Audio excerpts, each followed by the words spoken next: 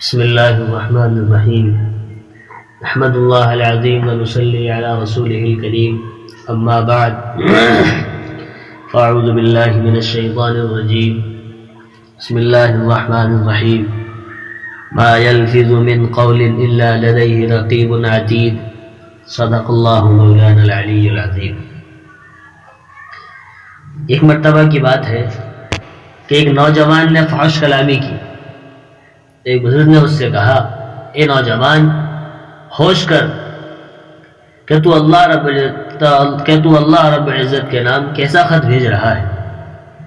اس لیے کہ جو بھی انسان بولتا ہے وہ اس کے نامہ عمل میں لکھا جاتا ہے. اس لیے قرآن پاک میں فرمایا گیا، ما یلفظ من قول الا لدیہ رقیب عتید. اس لیے ان بزرگ نے فرمایا، اے نوجوان، ذرا غور کر کہ تو اللہ رب العزت کے نام کیسا خط بھیج رہا ہے. اس لیے جو بندہ اپنے اقوال میں احتیاط نہیں رکھتا نا، وہ اپنے احوال میں بھی احتیاط نہیں رکھ سکتا. اس کی ایک مثال چنانچہ یحییٰ بن معاذ رضی رحمۃ اللہ علیہ فرمایا کرتے تھے کہ دل کی مثال ہنڈیا کے مانند ہے اور زبان کی مثال چمچے کے مانند ہے. ہنڈیا تو سمجھتے ہی ہے نا، جس میں ہم کھانا وغیرہ بناتے ہیں. جیسے بھگونا کہہ لیا جائے آج کے زبان میں، آج کے الفاظ میں بھگونا، کہ بھگونے سے تو وہی کچھ نکلتا ہے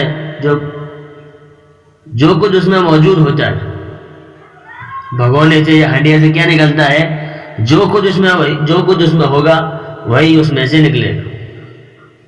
تو جب انسان کی زبان سے گندی باتیں نکلیں، غیبت نکلے، جھوٹ نکلے، تو سمجھ لیجئے کہ اس کے دل میں یہی برائیاں بھری پڑی ہیں. یہی برائیاں کیا ہے؟ اس کے دل میں بھری ہوئی ہے. جب یہی برائیاں بھری ہوئی ہیں، یہی چیزیں بھری ہوئی، تو اس کی زبان سے کیا نکلے گا؟ یہی ساری چیزیں نکلیں گی. غیبت کر رہا ہوگا، جھوٹ بول رہا ہوگا، غلط باتیں نکال رہا ہوگا، گندی باتیں نکال رہا ہوگا. اور یہ بھی ذہن میں رکھیے گا کہ محققین نے لکھا ہے کہ عورت کی زبان ایک ایسی تلوار ہے جو کبھی زنگ آلود نہیں ہوا کرتی، جس پر کبھی زنگ نہیں لگتا. عام طور پر یہ بات مشاہدے میں آئی ہے کہ عورتوں کی زبان قابو میں نہیں رہتی اور مردوں کے ہاتھ قابو میں نہیں رہتے. یہ دونوں باتیں ایک جیسی ہے کہ عورتیں اپنی زبان استعمال کرتی ہیں اور پھر مرد کیا کرتے ہیں؟ اپنے ہاتھوں کو استعمال کرتے ہیں. اسی کو کہا گیا کہ عورتوں کی زبان قابو میں نہیں رہتی اور مردوں کے ہاتھ قابو میں نہیں رہتے. مردوں میں یہ بیماری ہے کہ ذرا سی بات پر ہاتھ اٹھا لیتے ہیں اور اس بات کو بھول جاتے ہیں کہ ہم اپنے اوپر ہاتھ اٹھا رہے ہیں. اور اپنے بھی کون ہے؟ وہ تو عورت ہے، کمزور ہے، ہم اس پر ہاتھ اٹھا رہے ہیں. آدمی کو اپنی مردانگی دکھانی ہے، بس ہاتھ اٹھانے سے مطلب ہوتا ہے. عورت کو زبان چلانے سے مطلب ہے اور آدمی کو ہاتھ اٹھانے سے مطلب ہے. یہ بات ذہن میں رکھ لیجئے کہ جب بھی اپنوں سے کوئی قصور ہوتا ہے، اپنے لوگوں سے کوئی غلطی ہوتی ہے، کوئی گستاخی ہوتی ہے، اس میں اپنا بھی کچھ نہ کچھ قصور ہوتا ہے، اپنا بھی کچھ نہ کچھ غلطی ہوتی ہے. اس لیے مرد ذرا غور سے اس بات پر توجہ دیں کہ لوگ بچوں پر، بیوی پر ہاتھ اٹھاتے ہیں. یہ ہاتھ اٹھانا کوئی اچھی بات نہیں ہے. ہاتھ انسان اس وقت اٹھاتا ہے جب وہ ہار مان لیتا ہے. کب ہاتھ اٹھاتا ہے؟ جب وہ ہار مان لیتا ہے کہ میں زبان کے ساتھ سمجھانے سے قاصر ہوں، میں عاجز آ گیا ہوں کہ زبان سے نہیں سمجھا سکتا، اب مجھے ہاتھ اٹھانا پڑے گا. گویا کہ جس بندے نے یہ شکست تسلیم کر لی، یہ ہار مان لی کہ میں اپنی بیوی کو، بیٹی کو، بچوں کو، بھائی کو، بہن کو زبان سے سمجھانے کی اہلیت نہیں رکھتا، زبان سے نہیں سمجھا سکتا، میں زبان سے سمجھا کر تھک چکا ہوں، زبان سے سمجھا کر ہار گیا ہوں، تب وہ بندہ اپنا ہاتھ اٹھاتا ہے. تو ہاتھ کا اٹھانا مردانگی نہیں، یہ دیوانگی ہوتی ہے. شریعت نے بہت اخیر میں جا کر ایک بات کہی کہ اگر کسی آدمی کی بیوی کوئی فحش کام کر لے، کوئی غلط کام کر لے، اور یہ تو بہت ہی کم ہوتا ہے، تو اگر اس کو شوہر زبان سے سمجھائے، وہ پھر بھی باز نہ آئے، وہ پھر بھی اس کام سے نہ مانے، وہ پھر بھی اس کام کو کرتی رہے، تو پھر شریعت نے کہا کہ اب تم اس کو 2-4 تھپڑ بھی لگا سکتے ہو. شریعت نے بالکل آخر میں آ کر یہ بات کہی. کسی آدمی کی بیوی ہے، کوئی فحش کام کر رہی ہے، کوئی غلط کام کر رہی ہے، مردوں سے دوستی لگا رہی ہے، لڑکوں سے دوستی لگا رہی ہے، باہر گھومنا، بازار جانا، ہر وہ کام جس سے اس کا شوہر منع کر رہا ہے، جو کام غلط ہے، سارے وہ کام کر رہی ہے، اور شوہر اس کو اپنی زبان سے سمجھا بھی رہا ہے کہ مان جاؤ مان جاؤ مان جاؤ، اگر وہ پھر بھی باز نہ آئے، پھر بھی اس کام سے نہ مانے، وہ اس کام کو کرتی رہے، تو پھر شریعت نے کہا کہ تم اس کو 2-4 تھپڑ بھی لگا سکتے ہو۔ لیکن یہ مار پیٹ 2-4 تھپڑ لگانے کی اجازت تو دے دی کہ تم 2-4 تھپڑ لگا سکتے ہو، پھر فرمایا لیکن یہ مار پیٹ کوئی روزمرہ کی بات نہیں ہوتی، مار پیٹ روزمرہ کی بات نہیں ہوتی، ایسا تو بہت کم معاملات پیش آتے ہیں کہ روزمرہ میں تو چھوٹی چھوٹی باتیں ہوتی ہیں جس پر انسان غصہ کرتا ہے، ناراض ہوتا ہے، اس لیے جلدی ہاتھ اٹھا دینا یہ مردوں کی کوتاہی، اور زبان جلدی چلا دینا یہ عورتوں کی کوتاہی ہے۔ جلدی ہاتھ اٹھا دینا کس کی کوتاہی ہے، کس کی غلطی ہے؟ مردوں کی غلطی ہے، مردوں کی کوتاہی ہے، اور زبان کو جلدی چلا دینا یہ عورتوں کی کمزوری ہے، عورتوں کی کوتاہی ہے، عورتوں کی غلطی ہے۔ اور کئی گھروں میں تو ایسا بھی ہوتا ہے کہ نہ عورت کی زبان رکتی ہے نہ مرد کا ہاتھ رکتا ہے، اور پھر یہ لوگ پرسکون زندگی کیسے گزار سکیں؟ جس گھر میں عورت چبڑ چبڑ کر رہی ہو، بڑبڑ کرتی چلی جا رہی ہو، بولتی جا رہی ہے، اپنے شوہر کا خیال نہیں رکھتی، اپنے بچوں کا خیال نہیں رکھتی، اور پھر وہ مرد کیا کرے گا؟ وہ مرد بھی ہاتھ اٹھاتا ہے، اور پھر وہ ہاتھ اٹھاتے ہی چلا جاتا ہے، چھوٹی سی بات ہوئی فوراً تھپڑ مار دیے، چھوٹی بات ہوئی فوراً مار لگا دی، یہ بہت غلط بات ہے، یہ بہت غلط بات ہے۔ اس لیے عورتوں کو چاہیے، میں عورتوں سے کہتا ہوں کہ عورتوں کو چاہیے کہ وہ اپنی زبان پر قابو رکھے، وہ اپنی زبان پر قابو رکھے، اور پھر مردوں کو چاہیے کہ وہ اپنے ہاتھوں پر قابو رکھے، اس پر قابو رکھے، اپنے ہاتھوں پر قابو رکھے۔ دونوں کو یہ بات سمجھنے کی ہے کہ اگر عورت اپنی زبان پر قابو رکھ لے گی تو مرد اپنے ہاتھوں پر قابو رکھ لے گا، اگر مرد اپنے ہاتھوں پر قابو رکھ لے گا تو عورت کو چاہیے کہ اپنی زبان پر قابو رکھ لے۔ جب یہ دونوں حضرات اپنا اپنا کام کر لیں گے تو میرے عزیزوں گھر کی زندگی بہت پرسکون گزرے گی۔ جس زندگی کو ہم تلاش کرتے ہیں کہ ہمارے گھروں میں سکون نہیں ہے، عزت نہیں ہے، وقار نہیں ہے، وہ سب کچھ لوٹ کر آ جائے گا کب؟ جب عورت اپنی زبان پر قابو کر لے، اپنی زبان پر کنٹرول کر لے، اپنی زبان کو روک لے، اور پھر مرد اپنے ہاتھوں کو روک لے، یا چھوٹی چھوٹی باتوں پر ہاتھ نہ اٹھا دے، چھوٹی چھوٹی باتوں پر ہاتھ نہ اٹھا دے۔ بہت بڑے گل کی بات ایک بتائی ہمارے مشائخ نے، فرمایا کہ اگر کوئی آدمی عالم کے سامنے بیٹھے، اگر کوئی انسان عالم کے سامنے بیٹھے تو اپنی زبان کو سنبھال کر بیٹھے، اس کو اپنی زبان کو سنبھال کر بیٹھے، کہ اگر زبان سے کوئی لفظ ادھر ادھر کا نکل گیا تو وہ شریعت کا فتویٰ اس کو بتا دیں گے، اور اگر حاکم کے سامنے بیٹھو تو اپنی آنکھ سنبھال کر بیٹھو، اگر آنکھ ادھر ادھر کی نکل گئی تو حاکم اپنی طاقت کا مظاہرہ کرے گا۔ اور بتایا اللہ والوں کے پاس بیٹھو تو اپنے دلوں کو سنبھال کر بیٹھو، اس لیے کہ یہ لوگ دلوں کے جاسوس ہوتے ہیں، بندے کی دل کی کیفیت کو فوراً پہچان لیتے ہیں، بندے کے دل کی کیفیت اور بات اللہ تعالیٰ ان کے دلوں پر منعکس کر دیتے ہیں، ان کے دلوں پر کھول دیتے ہیں۔ اور یہ بھی پکی بات ہے کہ لمبی زبان ہمیشہ زندگی کو چھوٹا کر دیتی ہے، لمبی زبان ہمیشہ زندگی کو چھوٹا کر دیتی ہے، یعنی زبان کی وجہ سے بندہ ایسی مصیبتوں اور غموں میں گھرا ہوا ہوتا ہے کہ وہ غم پھر اس کی زندگی کو کم کر دیتے ہیں، جس کو یوں کہا گیا کہ تلوار کا وار جسم پر پڑتا ہے جبکہ زبان کا وار دل پر پڑتا ہے۔ تلوار کا وار جسم پر پڑے گا، ہاتھ پر لگے گا، پیر پر لگ جائے، کسی انسان نے تلوار مار دی یا تو جسم پر لگے گی یا ہاتھ پر لگ گئی یا پیر پر لگ گئی، اور پھر کیا ہوتا ہے کہ اس کا جو گھاؤ ہے، اس کا جو زخم ہے وہ تو میرے عزیزوں بھر سکتا ہے، ایک نہ ایک دن بھر جائے گا، لیکن جو زبان کا وار ہے وہ کہاں پر لگتا ہے؟ دل پر لگتا ہے، اور جو جب دل پر لگتا ہے تو اس کا گھاؤ بھرتا نہیں ہے زندگی بھر۔ جب تک انسان زندہ ہے اس بات کو یاد رکھتا ہے، جب بھی وہ اس آدمی کی شکل دیکھتا ہے تو فوراً اس کو وہ بات یاد آ جاتی ہے کہ اس نے میرے ساتھ ایسا ایسا کیا تھا۔ بلکہ یوں کہا جاتا ہے کہ بلکہ جن رشتے اور ناتوں کو، جن رشتے داریوں کو، جن عزیز و اقارب دوستیوں کو تلوار نہیں کاٹ سکتی، زبان ان رشتوں کو اور ناتوں کو اور دوستیوں کو ایک لفظ میں کاٹ کر رکھ دیتی ہے۔ اس سے کیا معلوم ہوا کہ تلوار کا نقصان اتنا نہیں ہوتا جتنا زبان کا ہوا کرتا ہے۔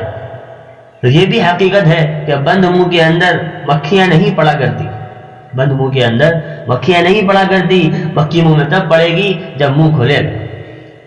تو معلوم ہوا کہ انسان سے غلطی اور کوتاہی تبھی ہوگی جب زبان کھلے گی۔ انسان سے غلطی کب ہوگی، غلطی کوتاہی کب ہوگی؟ جب وہ اپنی زبان کو کھولے گا۔ جب اس کی زبان کھلے گی تو کچھ نہ کچھ غلط بات نکل جائے گی۔ اس لیے ہمیں چاہیے کہ ہم اکثر بات سنا کریں اور تھوڑا بولا کریں. ہم بات کو زیادہ سنا کریں اور بولنا کتنا ہے؟ تھوڑا بولنا ہے. سننے کے لیے اللہ نے 2 کان دیے ہیں اور بولنے کے لیے اللہ نے 1 زبان دی ہے. سننے کے لیے تو اللہ نے 2 کان دیے، اس لیے ہمیں کرنا کیا ہے؟ زیادہ کون سا کام کرنا ہے؟ زیادہ کام سننا ہے. زیادہ کام کیا کرنا ہے؟ سننے کا کام کرنا ہے. اور بولنا کتنا ہے؟ صرف تھوڑا بولنا ہے. اس کو کسی شاعر نے اس کو یوں کہا، کہے ایک جب سن لے انسان دو، کہے ایک جب سن لے انسان دو، خدا نے زبان 1 دی اور کان 2. چونکہ کان 2 ہیں اس لیے 2 باتیں سننے کے بعد پھر آپ 1 بات کا جواب دیا کریں، یعنی سنا زیادہ کریں اور بولا کم کریں. عزیزو، بہت قیمتی باتیں ہیں، بہت اللہ والوں کی باتیں ہیں کہ زبان اپنی صحیح استعمال کرنی ہے. زبان کو اپنا صحیح استعمال کرنا ہے، غلط استعمال سے ہمیں بچانی ہے. اور ایک بات یہ ہے کہ اپنی زندگی کی بنیاد کس پر رکھنی چاہیے؟ سچ پر اپنی زندگی کی بنیاد رکھیں. کس پر بنیاد رکھیں؟ سچ پر اپنی زندگی کی بنیاد رکھیں. کہ بعض اوقات ذہن میں یہ بات آتی ہے کہ ہم زبان سے سچ اور جھوٹ بول کر سب لوگوں کو راضی اور مطمئن کر لیں گے. ایسا نہیں.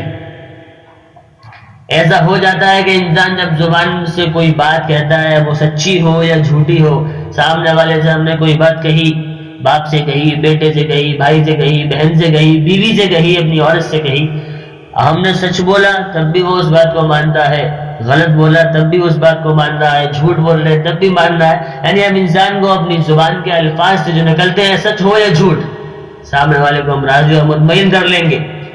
لیکن سچ کا بول بالا ہوتا ہے. جھوٹ چاہے کتنا ہی تیز کیوں نہ ہو، سچ ہمیشہ اس کو پکڑ لیا کرتا ہے. جھوٹ کتنا بھی تیز کیوں نہ ہو، سچ ہمیشہ اس کو پکڑ لیا کرتا ہے. تو اس لیے زندگی کی بنیاد کس پر رکھنی ہے؟ سچ پر رکھنے کی ضرورت ہے. زندگی کی بنیاد کو کس پر رکھنے کی ضرورت ہے؟ سچ پر رکھنے کی ضرورت ہے. حضرت علی فرمایا کرتے تھے، المرء تحت لسانہ، انسان اپنی زبان کے نیچے چھپا ہوا ہوتا ہے. انسان اپنی زبان کے نیچے چھپا ہوا ہوتا ہے. کیا مطلب کہ انسان اپنی زبان کے نیچے چھپا ہوا ہوتا ہے؟ کہ جب تک تم بات نہ کرو تب تک تم اسے عقل مندی سمجھو گے. بے وقوفی کا پتہ تب چلے گا، پاگل پن کا پتہ تب چلے گا جب بات کرو گے. تو بے وقوف کے گلے میں گھنٹی باندھنے کی ضرورت نہیں ہوتی، وہ جب بولتا ہے تو خود ہی پتہ چل جاتا ہے کہ وہ بے وقوف ہے. اسی لیے کسی نے کہا کہ عقل مند سوچ کر بولتا ہے اور بے وقوف بول کر سوچتا ہے. اب ہم خود فیصلہ کر لیں کہ ہم عقل مند ہیں یا بے وقوف ہیں. ہم اپنے بارے میں خود اپنے بارے میں خود سوچ لیں، خود اس بات کا فیصلہ کر لیں کہ ہم بولنے سے پہلے سوچتے ہیں، سوچ کر بولتے ہیں. اگر ہم سوچ کر بول رہے ہیں تو اس کو عقل مند کہا گیا کہ جو انسان سوچ کر بولتا ہے وہ عقل مند ہے، اور جو انسان بول کر سوچتا ہے وہ بے وقوف ہے. ہم خود دیکھ لیں کہ ہم کیسا بولتے ہیں اور کیا کرتے ہیں. کہ پہلے تو زبان سے کچھ کہہ دیا، پھر سوچنے لگا کہ اوہو میں نے یہ بات کیوں کہہ دی. اس لیے ہمارے مشائخ نے کہا ہے کہ پہلے تو بولو، پہلے تولو پھر بولو.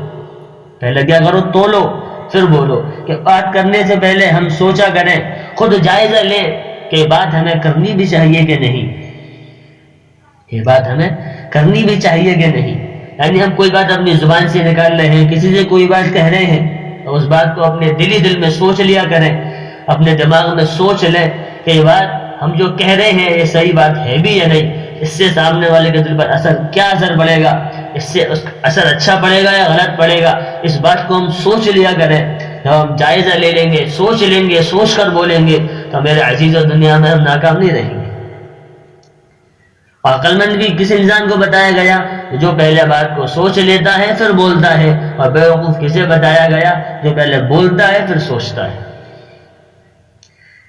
اس لیے کہ موقع پر کہی ہوئی بات سونے کی ڈلیوں کی مانند ہوتی ہے. ہمارے علاقے میں ایک خاتون گزری ہیں جن کو حاتم طائی کی بیوی کہا جاتا تھا.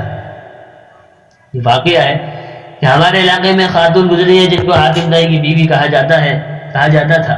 نیک اور دیندار مالدار خاوند کی بیوی تھی، مالدار شوہر کی بیوی تھی. ان کا گھر جس بستی میں تھا اس کے قریب سے ایک عام سڑک گزر رہی تھی. اس کے قریب سے کیا تھا؟ ایک عام سڑک گزر رہی تھی. دیہاتوں کے لوگ اپنی بستیوں سے چل کر اس سڑک تک آتے اور بسوں کے ذریعے پھر شہروں میں جاتے تھے. بسوں کے ذریعے، پہلے جو گاڑیاں ہوتی اس کے ذریعے شہروں میں چلے جاتے تھے. کئی مرتبہ ایسا بھی ہوتا کہ وہ جب پہنچتے تو بس کا آخری وقت ختم ہو چکا ہوتا کہ رات گہری ہو چکی ہوتی. اب ان مسافروں کو بس نہ ملنے کی وجہ سے انتظار میں بیٹھنا پڑتا اور بیٹھنے کے لیے کوئی خاص جگہ بھی بنی ہوئی نہیں تھی. اس نیک عورت نے جس کا شوہر خوشحال تھا اپنے خاوند کو، اپنے آدمی کو، اپنے شوہر کو یہ تجویز پیش کی، یہ بات بتلائی کہ کیوں نہ ہم مسافروں کے لیے ایک چھوٹا سا مسافر خانہ بنا دیں تاکہ وقت بے وقت لوگ آ کر آئیں. اگر ان کو سواری نہ ملے تو وہ لوگ ایک کونے میں بیٹھ کر وقت گزار لیں. خاوند نے مسافر خانہ بنوا دیا. شوہر نے اپنی بیوی کی بات مان کر کیا بنوا دیا؟ مسافر خانہ بنوا دیا. یعنی مسافروں کے رہنے کے لیے، بیٹھنے کے لیے جگہ بنا دی کہ بائی چانس اگر رات میں کوئی گاڑی لیٹ ہو جائے یا گاڑی نکل چکے آدمی لیٹ آئے تو اس گھر میں ٹھہر جائے، بیٹھ جائے، کوئی دقت ہو، کوئی پریشانی نہ ہو. لوگوں کے لیے بڑی آسانی ہو گئی. جب بھی لوگ آتے تو اس کمرے میں بیٹھ کر تھوڑی دیر انتظار کر لیتے. پھر اس نیک عورت کو خیال آیا کیوں نہ ان مسافروں کے لیے چائے پانی کا تھوڑا سا انتظام ہو جائے. چنانچہ اس کو جو جیب خرچ ملتا تھا اس نے اس میں سے مسافروں کے لیے چائے پانی کا نظم کر دیا. اب مسافر اور خوش ہو گئے اور اس عورت کو اور زیادہ دعائیں دینے لگے. وقت کے ساتھ ساتھ لوگوں میں یہ بات بہت پسند کی جانے لگی کہ اللہ کی نیک بندی نے لوگوں کی تکلیف کو دور کر دیا. حتیٰ کہ اس کو اور چاہت ہوئی. اس نے اپنے خاوند کو کہا کہ اللہ تعالیٰ نے ہمیں بہت کچھ دیا ہوا ہے، ہم اگر کھانے کے وقت میں ان مسافروں کو کھانا بھی کھلا دیا کریں تو اس میں کون سی بڑی بات ہے، اللہ کے دی ہوئے میں سے ہم لگائیں گے. چنانچہ خاوند مان گیا. نیک بیویاں اپنے خاوندوں سے نیکی کا کام کروایا کرتی تھی. یہ نہیں ہوتا کہ کوئی تو تاج محل بنوائے اور کوئی گلشن آرا کا باغ بنوائے. یہ تو بیوقوفی کی بات ہے کہ دنیا کی چیزیں بنوائے. یہ کیا یادگار ہوئی؟ یادگار تو وہ تھی جو زبیدہ خاتون نے چھوڑی کہ جن کی نہر سے لاکھوں انسانوں نے پانی پیا اور اپنے نامہ اعمال میں اس کا اجر لکھا گیا. تو نیک بیویاں اپنے خاوندوں سے ہمیشہ نیک کاموں میں خرچ کرواتی ہیں. چنانچہ شوہر نے مسافروں کے لیے کھانے کا انتظام بھی کر دیا. لہذا جب مسافروں کو کھانا بھی ملنے لگا تو بہت سے مسافر رات میں وہاں ٹھہر جاتے اور اگلے روز بس پکڑ کر اپنی منزل کی طرف روانہ ہو جاتے، اپنے گھروں کی طرف روانہ ہو جاتے. یہاں تک کہ وہاں پر 150 مسافر رہنے لگ گئے. کھانا پکتا، لوگ کھاتے، اس کے لیے دعائیں کرتے. اب کچھ لوگ ضرورت سے زیادہ خیر خواہ بھی ہوتے ہیں جو خیر خواہی کے رنگ میں بدخواہی کر رہے ہوتے ہیں، دوستی کے رنگ میں دشمنی کر رہے ہوتے ہیں. چنانچہ ایسے آدمیوں میں سے ایک دو نے اس کے خاوند کو بات کی کہ جی تمہاری بیوی تو فضول خرچ ہے، 150 بندوں کا کھانا روز پک رہا ہے. یہ فارغ قسم کے لوگ، نکٹو اور نالائق قسم کے لوگ آ کر یہاں پڑے رہتے ہیں، کھاتے رہتے ہیں. تمہیں اپنے مال کا بالکل احساس نہیں، یہ تو تمہیں ڈبو کر رکھ دے گی. انہوں نے ایسی باتیں کہیں کہ خاوند نے کہا کہ اچھا ہم ان کو چائے پانی تو دیں گے، البتہ کھانا دینا بند کر دیں گے. چنانچہ کھانا بند کر دیا گیا. جب عورت کو پتا چلا کہ اس عورت کے دل پر تو بہت صدمہ گزرا. اگر عورت سمجھدار تھی، وہ جانتی تھی کہ موقع پر کہی ہوئی بات سونے کی ڈلی کی مانند ہوتی ہے. اس لیے مجھے اپنے خاوند سے الجھنا نہیں بلکہ موقع پر بات کرنی ہے تاکہ میں اپنے خاوند سے بات کہوں اور میرے خاوند کو بات سمجھ میں آ جائے. چنانچہ 2-4 دن وہ خاموش رہی. ایک دن وہ خاموش بیٹھی تھی. خاوند نے پوچھا کیا معاملہ ہے، خاموش کیوں بیٹھی ہو؟ کہنے لگی بہت دن ہو گئے گھر میں بیٹھے ہوئے، سوچتی ہوں ہم ذرا اپنی زمینوں پر چلیں جہاں کنواں ہے، ٹیب ویل ہے، باغ ہے. کہنے لگا بہت اچھا، میں تمہیں لے چلتا ہوں. چنانچہ خاوند اپنی بیوی کو لے کر اپنی زمینوں پر آ گیا جہاں باغ تھا، پھل پھول تھے، وہاں ٹیوب ویل بھی لگا ہوا تھا. چنانچہ وہ پہلے تو تھوڑی دیر پھولوں میں باغ میں گھومتی رہی اور پھول توڑتی رہی. پھر آخر میں آ کر یہ کنویں کے قریب بیٹھ گئی اور کنویں کے اندر دیکھنا شروع کر دیا. خاوند سمجھا کہ ویسے ہی کنویں کی آواز سن رہی ہے، پانی نکلتا دیکھ رہی ہے. کافی دیر جب ہو گئی تو خاوند نے کہا کہ نیک وقت چلو گھر چلتے ہیں. کہنے لگی ہاں بس ابھی چلتے ہیں، اور بیٹھی رہی. کچھ دیر کے بعد اس نے پھر کہا چلو گھر چلیں. کہنے لگی بس ہاں ابھی چلتے ہیں، پھر بیٹھی رہی. تیسری مرتبہ اس نے پھر کہا کہ ہمیں دیر ہو رہی ہے، مجھے بہت سے کام سمیٹنے ہیں، چلو گھر چلتے ہیں. کہنے لگی ہاں جی ہاں چلتے ہیں. کنویں میں ہی دیکھتی رہی. اس پر خاوند قریب آیا اور کہا کیا بات ہے، تم کنویں میں کیا دیکھ رہی ہو؟ تو اس عورت نے کہا کہ میں دیکھ رہی ہوں کہ جتنے ڈول کنویں میں جا رہے ہیں سب کے سب کنویں سے بھر کر واپس آ رہے ہیں، لیکن پانی جیسا تھا ویسا ہی ہے، ختم ہی نہیں ہو رہا. اس پر خاوند مسکرایا اور کہنے لگا اللہ کی بندی، بھلا کنویں کے پانی بھی کبھی کم ہوئے؟ یہ تو سارا دن اور ساری رات بھی اگر نکلتا رہے تو ڈول بھر بھر کر آتے رہیں تب بھی کم نہیں ہوگا. اللہ تعالیٰ نیچے اور بھیجتے رہتے ہیں. نہیں. جب اس مرد نے یہ بات کہی تو اس سمجھدار خاتون نے جواب دیا, کہنے لگی اچھا یہ اس طرح ڈول بھر کر آتے رہتے ہیں اور پانی ویسا ہی رہتا ہے, نیچے سے اور آتا رہتا ہے؟ خاوند نے کہا ہاں تمہیں نہیں پتا. بیوی نے کہا میرے دل میں ایک بات آ رہی ہے, اللہ نے نیکیوں کا ایک کنواں ہمارے یہاں بھی جاری کیا تھا مسافر خانے کی شکل میں. لوگ آتے تھے ڈول بھر بھر کر جاتے تھے, تو کیا آپ کو خطرہ ہو گیا تھا کہ اس کا پانی ختم ہو جائے گا, اللہ تعالیٰ اور نہیں بھیجے گا؟ اب جب اس نے موقع پر یہ بات کہی تو خاوند کے دل پر جا کر لگی, کہنے لگا تم نے واقعی مجھے قائل کر لیا. چنانچہ خاوند واپس آیا اور اس نے دوبارہ مسافر خانے میں کھانا شروع کر دیا. اور جب تک یہ میاں بیوی زندہ رہے مسافر خانے کے مسافروں کو کھانا کھلاتے رہے. تو یہاں سے یہ معلوم ہوا کہ نیک بیویاں فوراً ترکی بترکی جواب نہیں دیا کرتی, بلکہ بات کو سن کر خاموش رہتی ہیں, سوچتی رہتی ہیں, پھر سوچ کر بات کرتی ہیں, انجام کو سامنے رکھ کر بات کرتی ہیں, موقع پر بات کرتی ہیں. اور کئی مرتبہ دیکھا گیا کہ مرد اگر غصے میں کوئی بات کر بھی جائے گا تو دوسرے موقع پر وہ خود معذرت کر لے گا اور کہے گا کہ مجھ سے غلطی ہوئی. لہذا اگر ایک موقع پر آپ نے کوئی بات کہی, اس پر مرد نے کہا کہ میں ہرگز نہیں کروں گا, آپ خاموش ہو جائیے. دوسرے موقع پر وہ خوشی سے بات مان لے گا. یہ غلطی ہرگز نہ کریں کہ ہر بات کو جواب دینا اپنے اوپر لازم سمجھے. اس غلطی کی وجہ سے بات کبھی چھوٹی ہوتی ہے مگر بات کا پتنگڑ بن جاتا ہے اور تفرقہ پیدا ہو جاتا ہے اور میاں بیوی کے اندر جدائیاں واقع ہو جاتی ہیں. تو اس لیے عقل مند عورت پہلے تولے گی پھر بولے گی, اس لیے کہ اسے پتا ہے اگر میں موقع پر بات کہوں گی تو اس بات کا نتیجہ اچھا نکلے گا. یاد رکھنا, جو خاوند اپنی بیوی کا دل پیار سے نہیں جیت سکتا وہ اپنی بیوی کا دل تلوار سے ہرگز نہیں جیت سکتا. دوسرے الفاظ میں, جو عورت اپنے خاوند کو پیار سے اپنا نہ بنا سکی وہ تلوار سے بھی اپنے خاوند کو کبھی اپنا نہیں بنا سکے گی.